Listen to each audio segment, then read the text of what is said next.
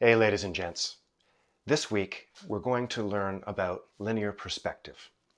Now, for a long time, artists, designers, architects, even video game designers have used the laws of linear perspective to create convincing interior spaces, landscapes, or buildings. The first thing we're going to look at is one-point perspective. Have you ever noticed that if you look down a road, that all of the lines seem to converge into one spot? That's kind of what linear perspective is, one-point perspective. Imagine, for example, you're standing on some railway tracks and you're looking all the way down, and you can see how the lines tend to converge and the landscape even tends to converge and goes to one point. All of that one little area is called a vanishing point. And you can see in this particular example how off in the distance there is one vanishing point. You can also think of it even in terms of pop culture or movie culture.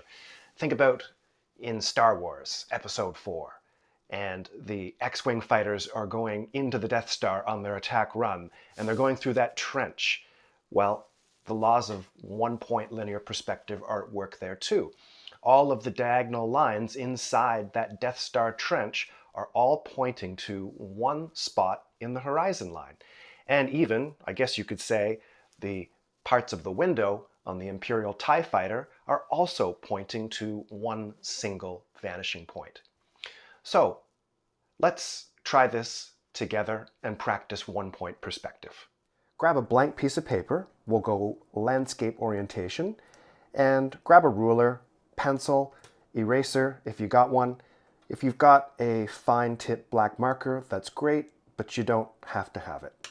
Follow with me, and if you need to pause the video and catch up at any point, feel free. Taking our ruler,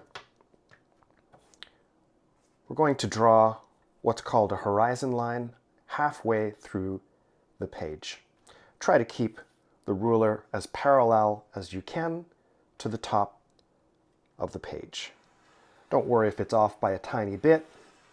No worries. Just go by eye. This is what we call a horizon line in linear perspective. Let's label that. Horizon line. Now, somewhere in the middle of this horizon line, make a little X or dot, and we're going to label that vanishing point. Did I spell that right? Vanishing point. Okay, we're going to practice to see how one-point perspective works. Come on down to, let's say, the bottom right portion of your page. And we're going to draw a square. Now again, just go by eye. Yours doesn't have to look exactly like mine. We're going to draw a line parallel to the horizon line.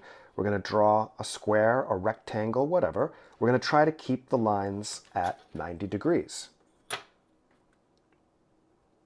Try to keep the ruler parallel to the edges of the paper.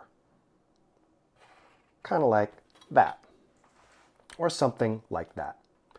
Now, we're going to take each corner, the outside corners, those that are close to the VP or vanishing point, we're going to connect them to that vanishing point. Corner to the VP,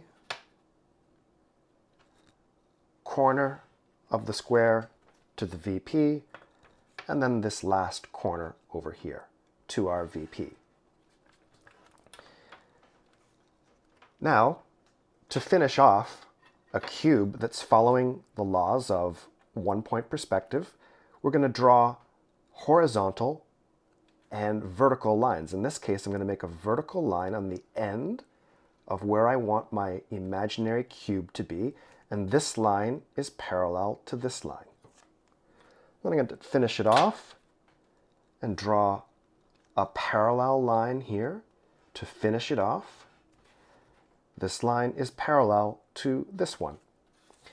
Now at this point, we have a three-dimensional looking cube that follows the laws of one-point perspective. It's consistent. It makes sense in terms of real space. To finish it off, if you want to, and this is optional, you may want to take your fine tip marker or any kind of color marker, a pen, and go back over your cube, your three-dimensional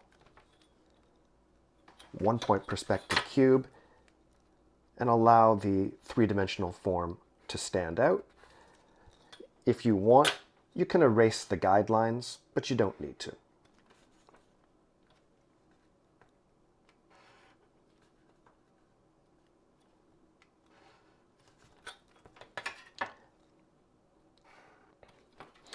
All right, if you followed with me, this is creating a one-point perspective three-dimensional cube.